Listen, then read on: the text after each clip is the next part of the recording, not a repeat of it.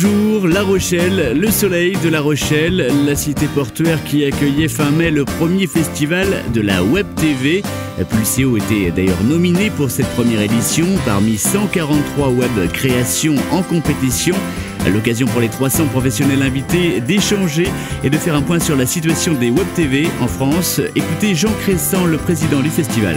Alors c'est vrai que c'est le premier en France, mais c'est le premier en Europe et c'est le premier au niveau international. Alors ce qui m'a donné l'idée de faire ce festival sur les Web TV, c'est que ça n'existait pas. C'est vrai qu'on est au début d'une nouvelle forme de communication et de médias. Il ne faut pas précipiter les choses. Aujourd'hui, de mettre en valeur les créateurs, les producteurs, les diffuseurs, ça me paraît important. Aujourd'hui, il y a eu 50 000 visionnages de fait sur l'ensemble des films. 8 000 votes confirmés, c'est-à-dire qu'on faisait voter les gens, mais avec adresse mail, je ne sais pas si vous avez vu, qui est obligé comme une vraie démarche, ce n'était pas des clics. Donc aujourd'hui, d'avoir 8 000 votes confirmés, c'est très très important, et 50 000 visionnages pendant la durée du festival, et 2 jours avant, c'est énorme.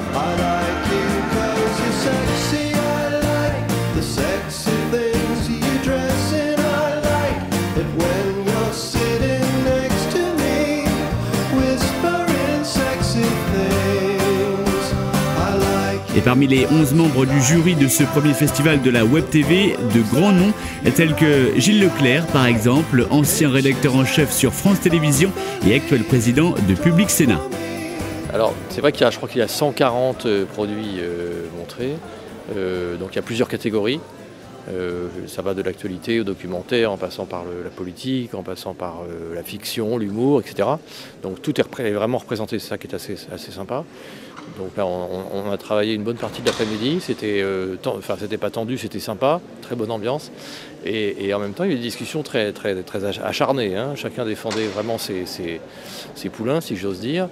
Et donc voilà, donc vous verrez que ça se passe bien. Je pense qu'on est arrivé assez vite à quand même à un consensus, mais les discussions étaient vraiment très nourries, argumentées, ça s'est pas fait juste comme ça.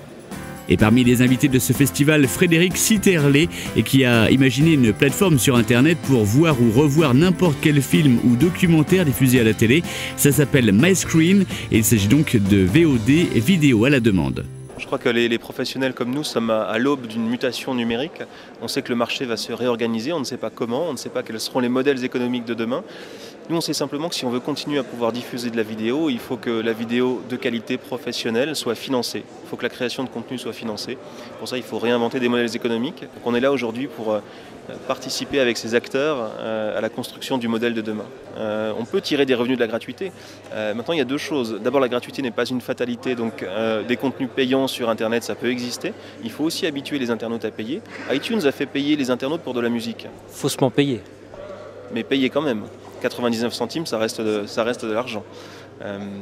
Et donc je pense que les contenus audiovisuels peuvent être payés par les internautes et il faut les habituer à payer à condition que l'acte d'achat soit indolore, facile, en un clic, et que les prix soient raisonnables.